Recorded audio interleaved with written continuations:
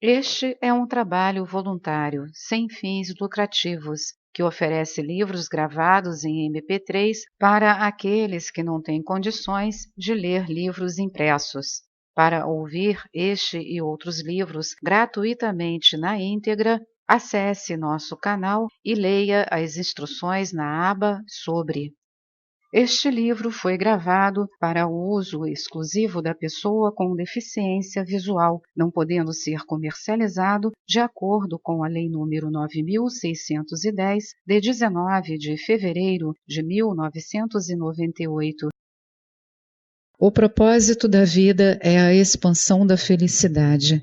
A felicidade é o objetivo de todos os outros objetivos. A maioria das pessoas vive sob a impressão de que a felicidade vem do sucesso, do acúmulo de riquezas, de ser saudável e de ter bons relacionamentos. Certamente, existe uma pressão social enorme para acreditarmos que esses feitos são o mesmo que atingir a felicidade. Entretanto, isso é um erro. Sucesso, riqueza, boa saúde e relacionamentos saudáveis são subprodutos da felicidade e não a causa. Quando você está feliz, é mais provável que faça escolhas que o levem a tudo isso. O contrário não é verdadeiro. Todos nós já observamos pessoas profundamente infelizes mesmo depois de terem alcançado riqueza e sucesso incríveis. A boa saúde pode ser dada como certa e ser prejudicada, e mesmo a família mais feliz pode ter sua felicidade arruinada por uma crise repentina. Pessoas infelizes não são bem-sucedidas, e não há dinheiro ou realizações que possam mudar essa equação. Então, vamos colocar nosso olhar além das indicações exteriores de felicidade interior, que todos queremos atingir e que, no entanto, permanecem obscuras. Nos últimos anos, psicólogos e pesquisadores do cérebro assumiram a responsabilidade de fazer a primeira pesquisa séria sobre felicidade. Anteriormente, a psicologia estava quase que totalmente focada em tratar da infelicidade, da mesma forma com que a medicina trata a doença. Porém, assim como o interesse no bem-estar e na prevenção aumentou dramaticamente nos últimos anos, também aumentou o interesse na felicidade. Surpreendentemente, um dos tópicos mais controversos nessa nova área, a psicologia positiva, é se os seres humanos nasceram para ser felizes. Talvez estejamos todos perseguindo uma ilusão, uma fantasia abastecida por momentos ocasionais de felicidade que nunca se transformarão em um estado permanente. Ou talvez algumas pessoas sejam geneticamente predispostas a ser felizes e essas serão as poucas a escapar do que o resto de nós vivencia, que é um tipo de contentamento em um nível baixo, na melhor das hipóteses. Alguns especialistas afirmam que a felicidade acontece por acaso, uma surpresa emocional que rapidamente vem e vai, como uma festa de aniversário surpresa, sem deixar nenhuma mudança permanente quando o evento termina. Pesquisadores que estão à frente dessa nova área, a psicologia positiva, apresentaram o que eles chamaram de fórmula da felicidade. Esses pesquisadores encontraram 3 fatores específicos que podem ser quantificados em uma equação simples. F igual a L mais C mais A. Felicidade é igual a limites pré-estabelecidos mais condições de vida mais atividades voluntárias. Tendo em vista que essa é uma das teorias de ponta sobre felicidade, nós a exploraremos um pouco antes de mostrar que há uma maneira melhor de atingir o objetivo. Embora ela ajude a apontar o caminho, a fórmula para a felicidade não vai fundo o suficiente para desvelar o segredo real da felicidade. O primeiro fator, L, é o limite pré-estabelecido do cérebro que determina o quanto você é naturalmente feliz. As pessoas infelizes possuem um mecanismo cerebral que interpreta situações como problemas. As pessoas felizes, por outro lado, têm um mecanismo cerebral que interpreta exatamente as mesmas situações como oportunidades. Portanto, o fenômeno copo metade cheio, metade vazio tem suas raízes no cérebro e está pré-estabelecido de uma maneira que não varia muito com o passar do tempo. Segundo os pesquisadores, os limites pré-estabelecidos de uma pessoa são responsáveis por algo como 40% da experiência de felicidade. Aparentemente, esse limite é parcialmente genético. Se seus pais foram infelizes, é alta a probabilidade de você ser infeliz também. Mas há também as influências da infância que devem ser levadas em consideração. O cérebro das crianças possui neurônios que espelham o cérebro dos adultos em suas adjacências. Os chamados neurônios espelhos são responsáveis pela forma como as crianças aprendem novos comportamentos, diz a teoria. Conforme se desenvolvem, as crianças pequenas não precisam imitar seus pais para aprender algo novo, elas apenas têm de observá-los e determinadas células do cérebro dispararão de modo a espelhar a atividade. Por exemplo, um bebê, ao ser desmamado, observa como seus pais comem. Quando eles pegam a comida e a levam à boca, certas áreas de seus cérebros acendem. Apenas observar essa atividade faz com que as mesmas áreas do cérebro do bebê se acendam. Dessa forma, o cérebro em formação do bebê aprende um novo comportamento sem nunca ter efetivamente passado por tentativa e erro por si mesmo. Esse modelo já foi testado em macacos e, em teoria, estendido aos humanos. Ele oferece uma explicação física para algo tão misterioso quanto a empatia, a capacidade de sentir o que o outro está sentindo. Algumas pessoas têm essa capacidade, outras não. Alguns indivíduos de coração puro possuem tanta empatia que mal conseguem suportar quando outra pessoa está sofrendo. Pesquisas feitas com imagens por ressonância magnética e tomografia computadorizada sugerem que as funções cerebrais têm um papel fundamental na empatia. Os neurônios de uma criança espelham as emoções dos adultos ao seu redor, levando a criança a verdadeiramente sentir o que seus pais estão sentindo.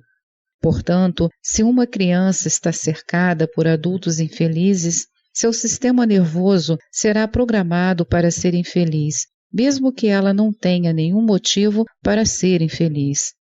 Por que todas as crianças não aprendem a ter empatia? Porque o desenvolvimento cerebral é altamente complexo e nunca é o mesmo para 2 bebês. Quando nós éramos bebês, todos os tipos de função cerebral estavam sendo programados ao mesmo tempo e para alguns de nós a empatia teve um papel menor. Essa discrepância é problemática e é extensiva à felicidade. Quando se vê que o cérebro tem um limite pré-estabelecido para a felicidade, que pode ser rastreado tanto pela genética quanto por influências na infância, é muito fácil concluir que nada pode ser feito com relação a isso. No entanto, isso é um erro, pois nem o cérebro, tampouco os genes, têm estruturas fixas. Ao contrário, estão em processo a cada minuto da sua vida, constantemente se transformando e evoluindo. Você ainda está sendo influenciado no nível genético por novas experiências. Cada escolha que você faz envia sinais químicos que percorrem seu cérebro, incluindo a escolha de ser feliz, e cada sinal ajuda a moldar o cérebro ano a ano. De um modo geral, As pesquisas mostraram que o limite pré-estabelecido do cérebro pode ser alterado pelo seguinte: drogas que agem como estabilizadores de humor funcionam somente em curto prazo e têm efeitos colaterais. Terapia cognitiva, que modifica o cérebro, nos ajudando a mudar nossas crenças limitantes. Todos nós contamos histórias em nossas cabeças que provocam a infelicidade. Repetir a mesma crença negativa, tipo eu sou vítima, não sou amado, a vida é injusta, há algo de errado comigo, etc., cria caminhos neurais que reforçam a negatividade, tornando-a uma forma habitual de pensamento. Tais crenças podem ser substituídas por outras que se aplicam melhor à realidade, como eu posso ter sido vítima no passado, mas não preciso continuar assim. Posso encontrar o amor se escolher lugares melhores para procurá-lo, etc.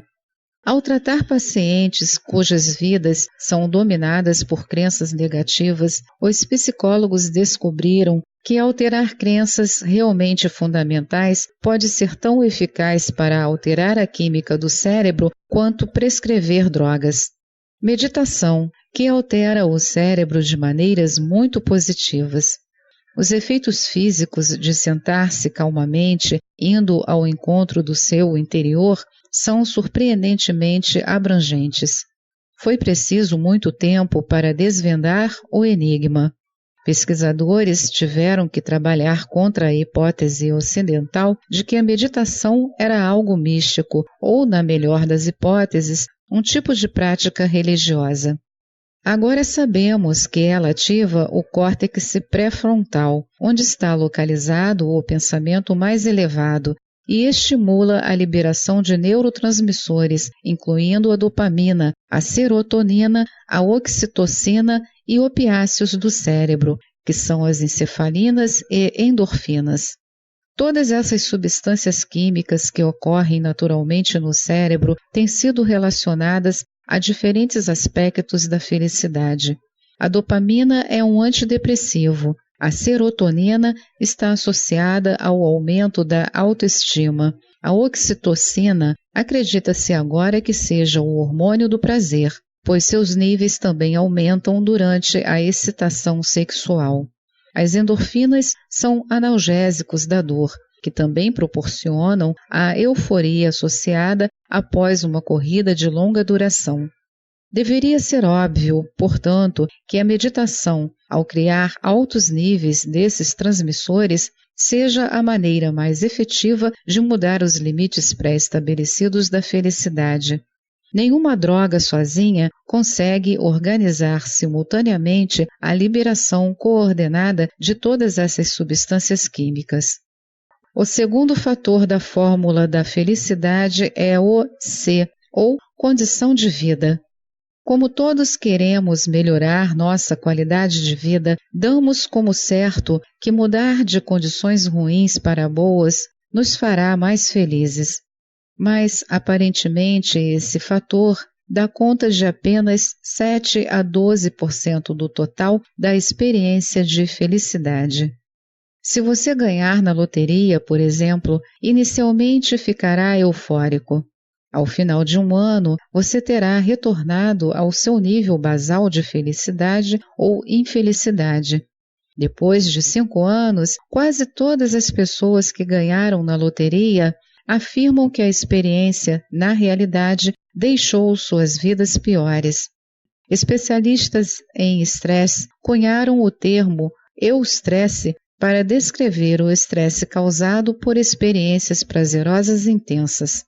Todos nós achamos que gostaríamos de passar por isso, ainda que o corpo não consiga identificar a diferença entre eustresse e distresse. Qualquer um deles pode desencadear a reação de estresse. Se você não se adapta bem ao estresse, boas experiências podem ser tão penosas quanto as ruins para o seu coração, seu sistema endócrino e outros órgãos e sistemas vitais ao organismo. Da mesma forma como ocorrem com os acontecimentos felizes, as circunstâncias trágicas, como morte na família, um divórcio difícil ou uma catástrofe, como ficar totalmente paralisado depois de uma lesão na espinha, não influenciam significativamente o nível de felicidade de uma pessoa em longo prazo. As pessoas possuem uma capacidade notável de se adaptarem às circunstâncias externas. A resiliência emocional, que é a capacidade de recuperação depois que algo ruim acontece, é também um dos principais indicadores daqueles que viverão até os 100 anos. Coisas ruins acontecem a todos, mas ser capaz de se adaptar ao que vem depois é uma característica valiosa que adquirimos naturalmente. Nossa extraordinária capacidade de adaptação explica por que as condições de vida têm uma pontuação tão baixa como indicador da felicidade como um todo. Esta é mais uma edição do canal Livros Falados Voz Humana. Que o bem, o bom e o belo se multipliquem em benefício das criaturas.